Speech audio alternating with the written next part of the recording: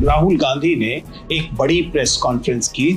वे दावा करते हैं कि अगर हम इलेक्टोरल रोल मतदाता सूचियों को देखें तो उन मतदाता सूचियों के आधार पर ऐसा प्रतीत होता है, ऐसा आरोप है राहुल गांधी का, कि ऐसा प्रतीत होता है कि यहाँ पर जो चुनाव आयोग की जो जिम्मेदारी थी एकदम शुचितापूर्ण चुनाव कराने की, वो शायद उन्होंने पूरी नहीं की। उन्होंने 1 लाख से ज्यादा ऐसी प्रविष्टियां खोजी जहां या तो डुप्लीकेट वोट थे या इनवैलिड एड्रेस थे या एक ही पते पर बल्क रजिस्ट्रेशन ऑफ वोटर्स दिखाई देता है। ये इस किस्म की कुछ कमियां उन्होंने दिखाई और बताया कि leader of opposition Rahul Gandhi एक नेता है, वो एक राजनेता है, वो नेता प्रतिपक्ष है, इसलिए वे राजनीतिक तेवर के आरोप लगाएंगे ही, ये उनका काम है। लेकिन एक संवैधानिक पद से उस पर आने वाली प्रतिक्रियाएं लगभग हमेशा संतुलित रही। इस बार ऐसा लगता है कि वह नहीं हुआ है। अगर आप पूरे संदर्भ को समझे तो आप जानते हैं कि 2024 के चुनावों के बाद, खासतौर से महाराष्ट्र के चुनावों के बाद, लगातार ऐसा लग रहा था कि लोगों का विश्वास चुनाव आयोग की प्रक्रियाओं पर थोड़ा सा घट रहा है। अगर आप इंस्टेंस ले तो 2024 के चुनावों में कांग्रेस के कैंडिडेट मंसूर अली खां, उन्होंने बीजेपी के पीसी मोहन को 32,707 वोटों से हराया। इसके बारे में राहुल गांधी का कहना यह था कि उन्हें मिला यह है कि बीजेपी की अधिकांश जगहों पर तो कांग्रेस जीत रही थी, लेकिन एक पर्टिकुलर कॉन्स्टिट्यूएंसी से 1,14,000 वोटों का मार्जिन जो है बीजेपी को अचानक मिलता है। इलेक्शन कमीशन द्वारा जो प्रेस कॉन्फ्रेंस की गई, जिसमें ज्ञानेश जो कि मुख्य चुनाव आयुक्त हैं, उन्होंने इस पर प्रतिक्रिया दी।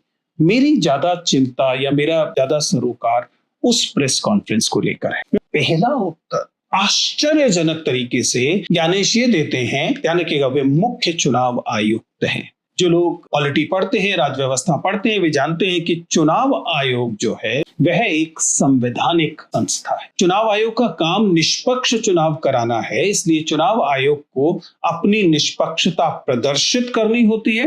इसलिए जब चुनाव आयोग से कहा गया कि आप तमाम मतदाता सूचियां दे दीजिए ताकि हम उसको देखकर बता सके कि उसमें क्या गड़बड़ है, और इसके जवाब में चुनाव आयुक्त ने बड़ी अजीब सी बात की। उन्होंने कहा कि शुड चुनाव आयोग release CCTV footage of our बहुएं, माताएं, बहनें? क्या चुनाव आयोग को अपनी, हमारी जो बहनें हैं, बहुएं हैं, माताएं हैं, उनकी सीसीटीवी फुटेज दे देनी चाहिए? क्या अपनी माताओं, बहुओं, बेटियों सहित किसी भी मतदाता की सीसीटीवी वीडियो चुनाव आयोग को साझा करनी चाहिए क्या? ये आश्चर्यजनक प्रतिक्रिया है, जिसने तमाम जिंदगी हायर ब्यूरोक्रेसी में बिताने के बाद वो अब उस पद पर है जिस पद को इस देश का बहुत प्रतिष्ठित संवैधानिक पद कहते हैं। और यहाँ पर कम्युनिकेशन के विद्यार्थी होने के नाते मैं चाहता हूं कि आप इस टोन और टेनर को, आप इस भाषा को और इस तेवर को ध्यान से सुने।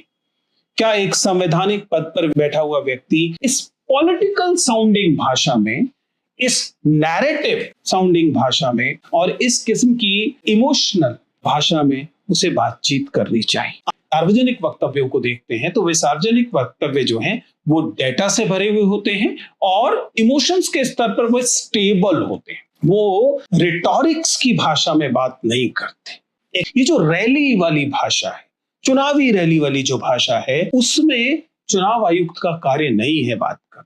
एक राष्ट्रीय प्रेस कॉन्फ्रेंस में ये कहना कि हमारी बहुएं, हमारी माताएं, हमारी बहनें, हम इनके तस्वीरों को नहीं दे सकते, हम इनकी सीसीटीवी फुटेज को नहीं दे सकते, ये कम से कम तर्क के स्तर पर बहुत आश्चर्यजनक है और कम्युनिकेशन के स्तर पर बेहद आपत्तिजनक है।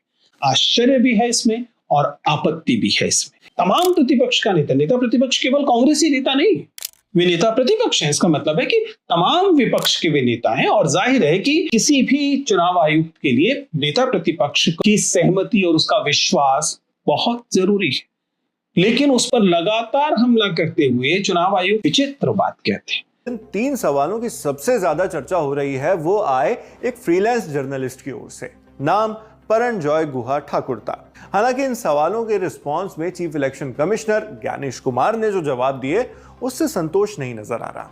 सबसे पहले आप वो 3 सवाल सुनिए। इतना हड़बड़ी में आपको एसआईआर करने का क्या जरूरत है जब बाढ़ चल रहे बिहार में, बारिश के समय, और समय बहुत लोग कह रहे हैं बहुत कम है।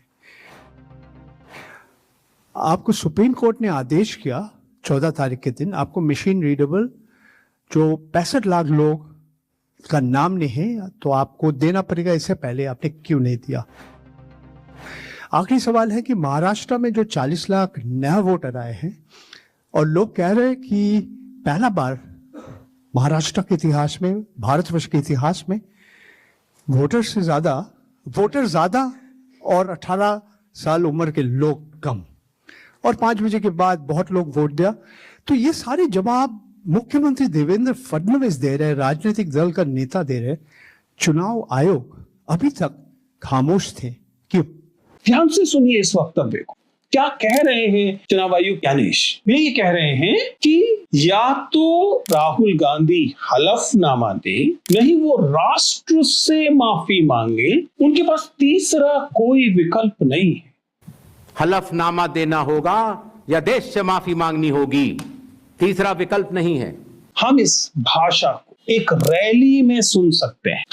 आपके माध्यम से मैं ये भी कहना चाहता हूं, अगर 7 दिन में हलफनामा नहीं मिला तो इसका अर्थ ये सारे आरोप निराधार हैं। ध्यान से सुनिए इस वक्तव्य को। क्या कह रहे हैं